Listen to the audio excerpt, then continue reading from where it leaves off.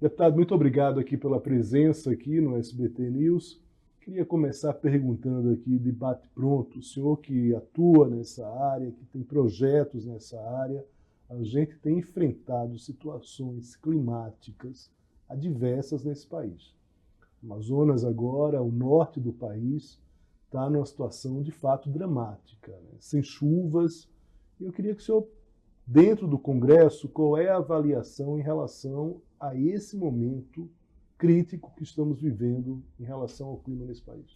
Bem, as mudanças climáticas, elas vieram para ficar.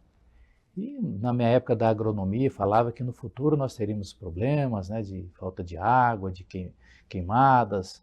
E teve até dois cantores mineiros que disseram que o sertão ia virar mar e o mar ia virar sertão. E o cidadão comum, o cidadão aí da cidade principalmente, não entendia o que é mudança climática. E hoje as mudanças climáticas chegaram nas vidas de todos nós. O sul, que chovia regularmente, hoje perde a safra por seca e depois vem os tornados. O nordeste, no meu vale do Jequitinhonha, das nossas Minas Gerais e o norte, que a certeza que tem se chover, chove pouco, perdeu com chuvas torrenciais. Então, essa é a ação do homem na natureza. Os continentes do norte, quando se fala de União Europeia, Estados Unidos, eles mais velhos que o Brasil, 1.500 anos, eles se enriqueceram com as riquezas do mundo inteiro da natureza. E a natureza, quando reage, ela reage fortemente. Por isso, hoje a Amazônia, o Sul, está acontecendo. E o Brasil, especialmente, que tem 60% do seu território ainda com vegetação nativa, é preciso cumprir o dever de casa. E não é aquilo seguinte, ó, se vocês não pagarem, como às vezes o Brasil foi para a Conferência Mundial do Clima, se não pagar nós vamos continuar desmatando, não é esse. É um pacto pela vida. Então é preciso que o Brasil faça o dever de casa, e fazer o dever de casa eu tenho certeza que o que as pessoas esperam é não fazer desmatamento. Não é só ilegal não, é saber que não precisa mais fazer desmatamento. A ex-ministra Tereza Cristina, ela disse, o Brasil não precisa arrancar mais nenhuma árvore para continuar sendo essa potência na produção de alimentos. Mas o Pacto da Humanidade, eu que participo desde a ECO 92 e de 2015 para cá de todas as conferências mundiais do clima, onde reúne 200 países, né? O pacto é, ou nós reduziremos essa ação predatória da natureza, ou a vida na Terra pode se exterminar não sei quando. E para isso o Brasil, que é esse gigante do agro, gigante na mineração, nós precisamos primeiro ter clareza de que é preciso aprovar leis no Congresso que acabe de uma vez por todas com o desmatamento, especialmente o desmatamento ilegal. E eu já tenho um projeto que está no Senado, da minha autoria, que foi aprovado na Câmara por uma maioria muito ampla, garantindo que é preciso que quem seja legítimo, seja grileiro, seja bandido, na ocupação das terras públicas, especialmente na Amazônia brasileira, tenha o documento da terra, para ele saber responsabilizar e separar o joio do trigo. Quem desmata ilegalmente, quem tem que cuidar é o IBAMA, só que não é o IBAMA que está aí hoje, é o IBAMA fortalecido, o ICMBio, também o Instituto Chico Mendes, é preciso ter estruturado, a Anater levar assistência técnica. Por isso eu estive, inclusive no final do ano passado, em Washington, capital dos Estados Unidos, fazendo um debate qual que é o caminho da Amazônia. E eu proponho um tripé, e eu tenho projetos tramitando no Congresso Nacional. Primeiro, regularização fundiária, ter o documento da terra para separar o joio do trigo. Fazer regularização ambiental e ter assistência técnica, porque nós não podemos continuar produzindo como nossos avós produziram, na foice, no machado, na enxada, que era possível naquela época.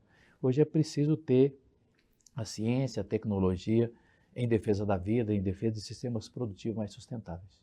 Então, esse conjunto de medidas para que as mudanças climáticas sejam estabilizadas. Deputado, a impressão que a gente tem em determinados momentos é que as políticas nesse país, elas não seguem, elas não são políticas de Estado, são políticas de governo. Então você não tem determinados protocolos que você se segue. Muda o governo e se muda uma política.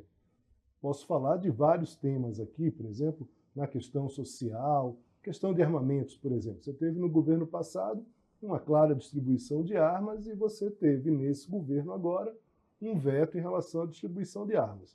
Independentemente de quem está de um lado ou do outro desse debate, você claramente mudou essas regras a partir, inclusive, de decretos, não necessariamente de mudanças legislativas. No caso do meio ambiente, a impressão que a gente tem olhando e essa eu acho que também é a impressão do público, do eleitor, é de que muda-se o governo para se mudar uma política. Como é que se estabelece, de fato, uma regra, uma legislação que tenha um protocolo, que você não fique, na questão ambiental, à mercê do governo de plantão, que você pode ter um ministro do meio ambiente, por exemplo, que tenha um direcionamento completamente diferente do outro e mude completamente as regras e acabe facilitando, por exemplo, mais desmatamento, por exemplo.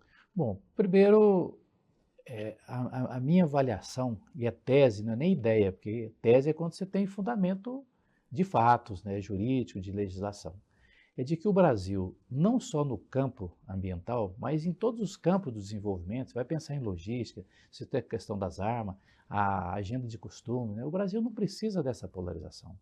Mas especificamente nas questões das mudanças climáticas, as questões ambientais, eu apresentei, por exemplo, um projeto do mercado de carbono voluntário, onde o produtor ele passa a ser, através da remuneração de receber, ele tem um patrimônio que é a floresta nativa, ele passa a receber por isso.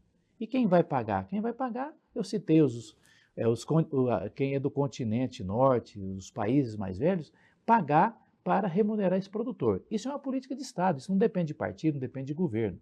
Outra coisa, tem um outro projeto que eu apresentei na última conferência do clima, que foi no Egito, e é o único projeto hoje no Brasil, mas são uns 15 países que estão discutindo, é uma classificação dos agentes financeiros, das empresas, de acordo com a sustentabilidade. Então você precisa esverdear a economia. Ou seja, tem um banco, por exemplo, ele prestou 1 trilhão.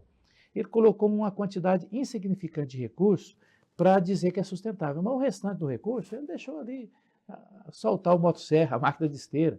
Então é preciso que tenha um critério. Se é sustentável, é preciso que o país tenha essa regra. E o Ministério da Economia, que eu até debati já com o ex-ministro, com o atual ministro, sobre essa importância dessa classificação, para ser uma lei de Estado. Não é a lei do governo Lula, não é a lei do governo Temer, Bolsonaro, nem Dilma, nem de ninguém. É uma lei para o Brasil. Outra coisa, o Brasil, já que é um gigante nessa competitividade, é preciso a gente provar que nós somos sustentáveis. Então tem um outro projeto que foi construído com a Universidade Federal de Minas Gerais, de que basta a gente pegar o produto que nós vamos vender, o cadastro ambiental rural, que eu tenho georreferenciado onde é a propriedade, e a guia de trânsito desses alimentos, para saber se ali teve queimada ilegal, desmatamento ilegal. Ou seja, é preciso, e tem outros projetos, não só esse que eu estou dizendo, que é da minha autoria, mas tem uma gama de parlamentares que tem visão de Estado. Então, para mim, essa decisão ela começa primeiro no parlamento, aprovando leis que são leis de Estado, e depois cobrar do governo que estiver aí, para que nós não tenhamos essa alternância, né? Parece que meio ambiente é uma coisa ideológica, e não é uma coisa da vida. Deputado, agradeço muito aqui a presença aqui no SBT News, portas abertas aqui para o senhor, para discutir esse tema da economia verde, entre outros temas. Muito obrigado. Viu? Eu que agradeço, estamos à disposição.